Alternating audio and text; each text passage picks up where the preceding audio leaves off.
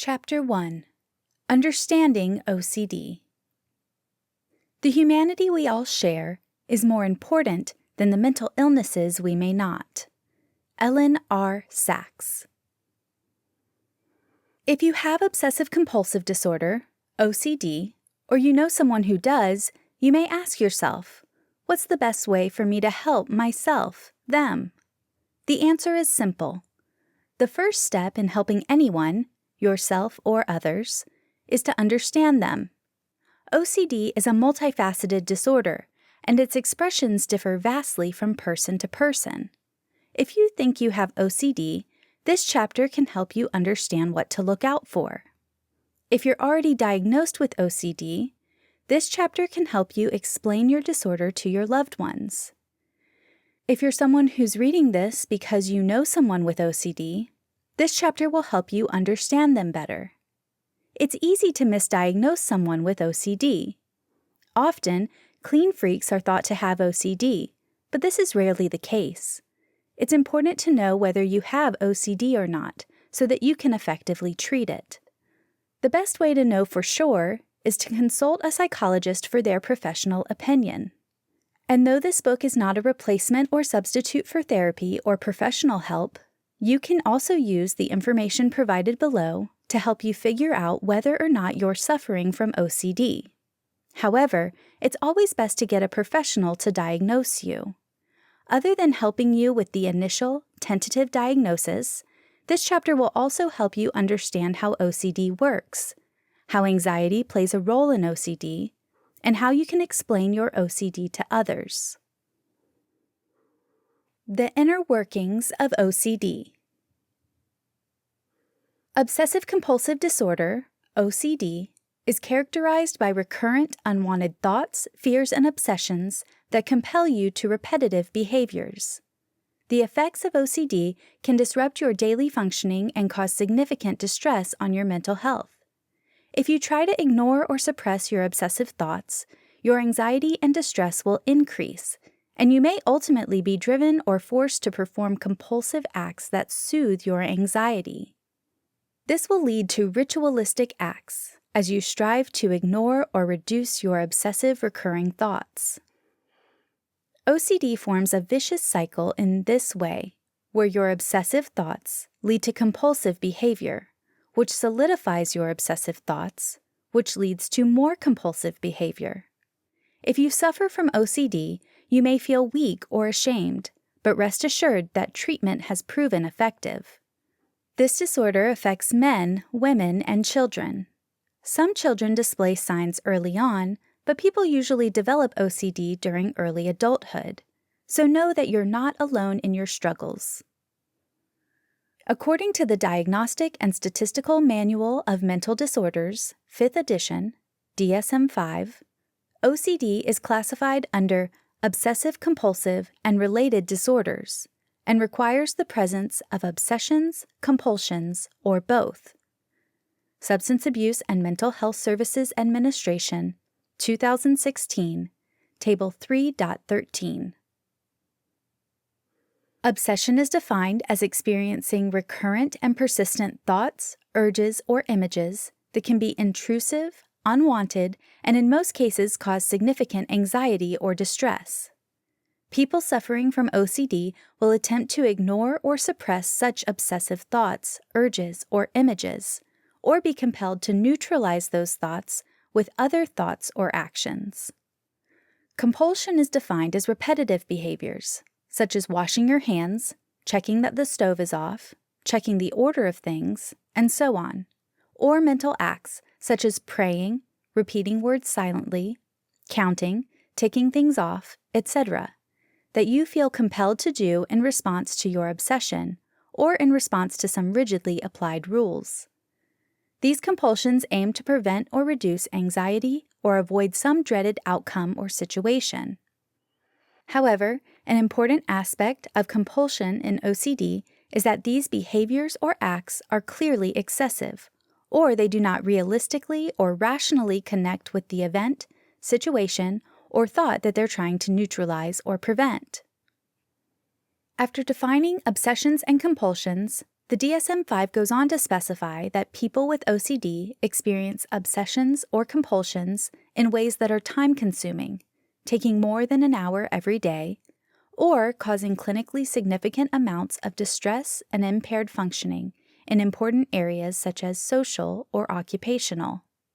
Another criteria for diagnosing someone with OCD is that the disturbances experienced are not due to the direct physiological effects of a general medical condition or abuse of a substance, such as drugs, alcohol, or certain medications.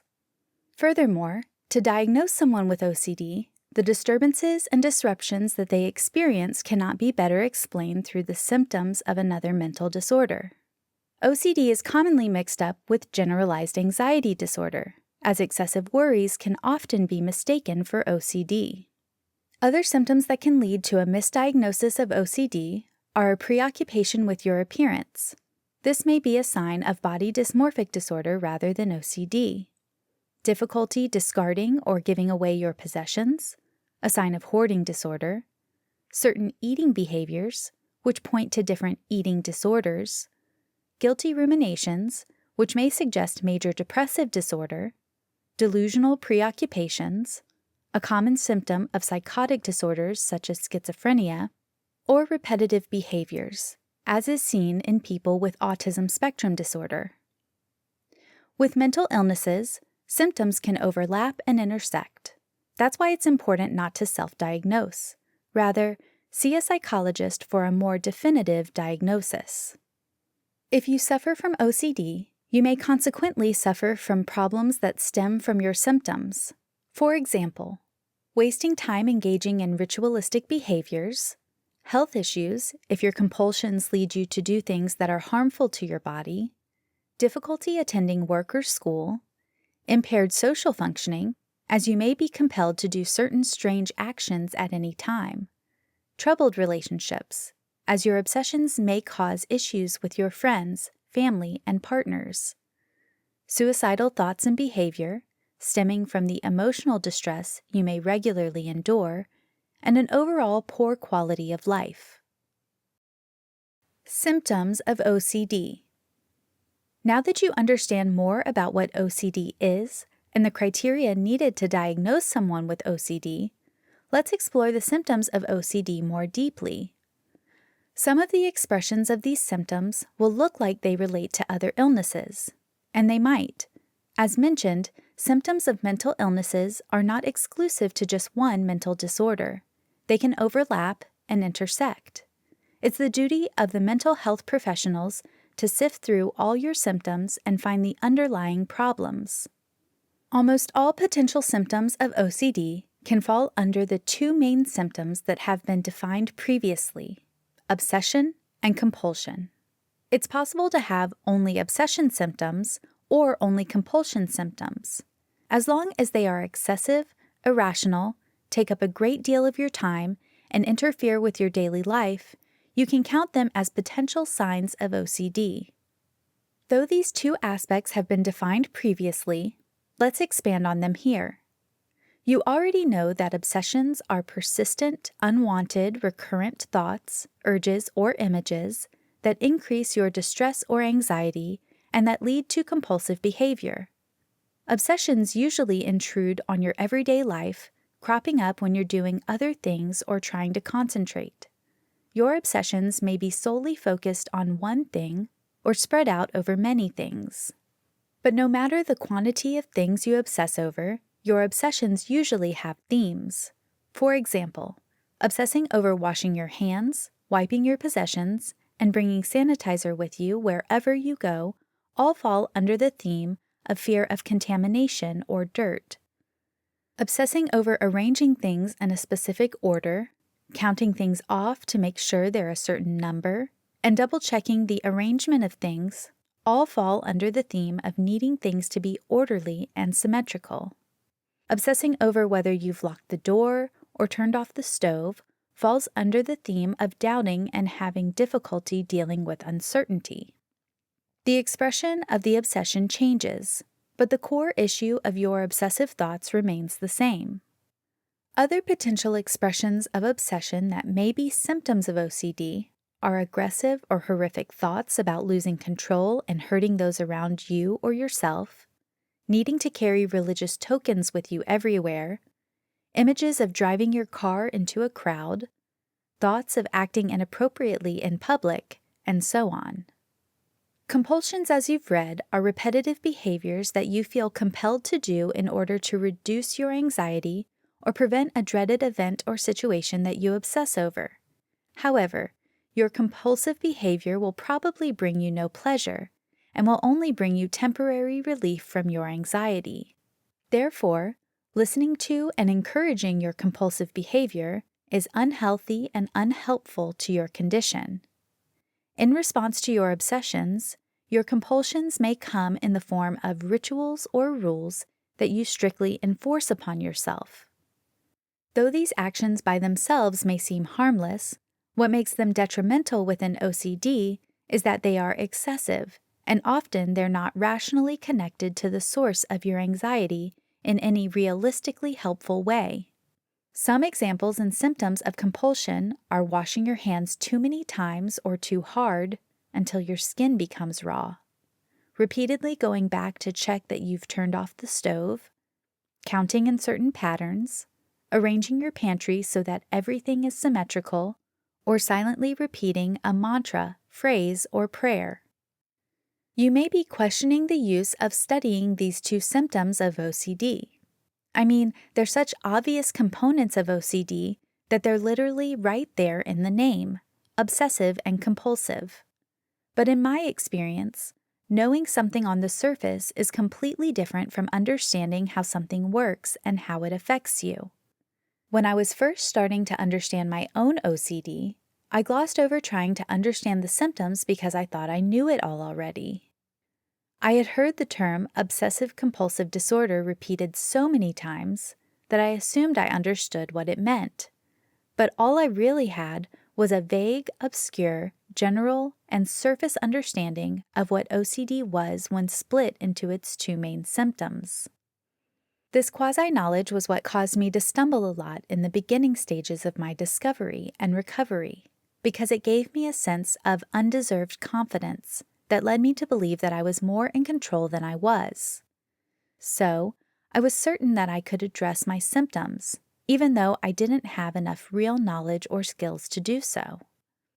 As you can guess, this led to many failures, setbacks, and frustrations. I didn't understand my symptoms, but I thought that I did.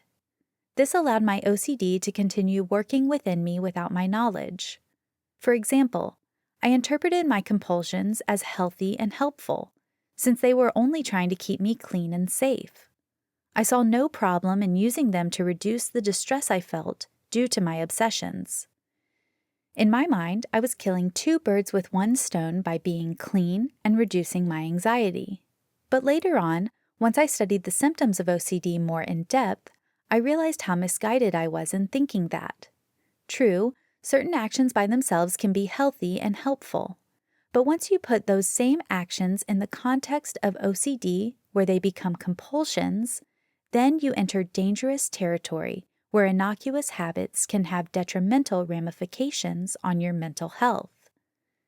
Understanding the symptoms of OCD means gaining the knowledge, wisdom, and discernment to be able to distinguish between what may be helpful and what may be harmful. You will then be better able to navigate your symptoms in general. Other than these two main symptoms of OCD, which branch off into countless potential symptoms, there is also another symptom of OCD that has more to do with your emotions. It is the emotional distress and anxiety you feel over your obsession. You may worry excessively about something, and that worry will take over your concentration and mood. The severity of these symptoms will vary throughout your life. They can range from being mild, minimally disrupting your everyday life and functioning, to severe, being so distressing and time-consuming that they are disabling. Though OCD can take root during childhood, its symptoms tend to fully develop and worsen in your teenage or young adult years. Severity will also change depending on effective treatment. With proper therapy and mental tools, you can drastically improve your symptoms. However, they may worsen if you are exposed to high stress. Other than the severity of your symptoms, the types of obsessions and compulsions you experience can change throughout your life too. The root symptoms will remain as obsession, compulsion, and emotional distress, but the expression of your obsessions and compulsions can change. Causes of OCD. There are no definitive causes of OCD, but the main theories on contributing factors and risk factors, which increase your likelihood of developing OCD, relate it to biological, social, and external factors. Under biological factors, you have the factors of genetics, family history, and differences in the brain. Biology plays a big role in OCD, as your body's own natural chemistry, brain structure, and functioning may make you more susceptible to developing symptoms of OCD. First off, genetics. As with many mental illnesses, OCD may have a genetic component. Genes are the basic physical and functional unit of heredity, acting as blueprints or instructions to guide your body to make molecules called proteins. These proteins will then help your body express certain traits. This is how traits get passed down from generation to generation. However, more research must be done on this disorder to discover which specific genes play significant roles in OCD. Next, family history. If your parents or close relatives have OCD, this will increase your risk of developing OCD. This may relate to the genetic factor, because if your family member has OCD, then they have the genes to code for certain traits of OCD. These genes may have been passed on to you. Thirdly, differences in your brain, such as brain structure and the presence of certain hormones and neurotransmitters. Some people with OCD have significantly lower levels of serotonin in their brains. Serotonin is a neurotransmitter that can have anti-obsessional effects, modulate your mood, improve your cognition, and carry messages between the nerve cells in your brain and throughout your body. All these effects can reduce the symptoms of OCD, so having less serotonin in your body may make you more likely to develop OCD. Low levels of estrogen and progesterone may also play a role in developing OCD. These hormones enhance serotonin signaling and improve neurotransmission. They function to modulate neurotransmission in your brain by regulating the synthesis and release of serotonin and the expression of serotonin receptors and channels. This can increase the level of serotonin in your body and improve its efficiency in functioning, thus reducing symptoms of OCD. So, if you have lower levels of these hormones, you may be more likely to develop OCD. Other than hormones and neurotransmitters, your brain structure plays a pivotal role in the development of OCD. Studies show that patients with OCD have higher activity in the frontal regions of their brains, such as the orbitofrontal cortex, OFC, and anterior cingulate cortex, ACC. Your OFC is located within your prefrontal cortex, just above your eye sockets. It is crucially involved in emotion, memory, reward-guided learning, higher-order cognition such as decision-making, rational thought, reasoning, personality, impulse control, and response inhibition. Having higher activity in the OFC could explain why people with OCD have more intrusive thoughts.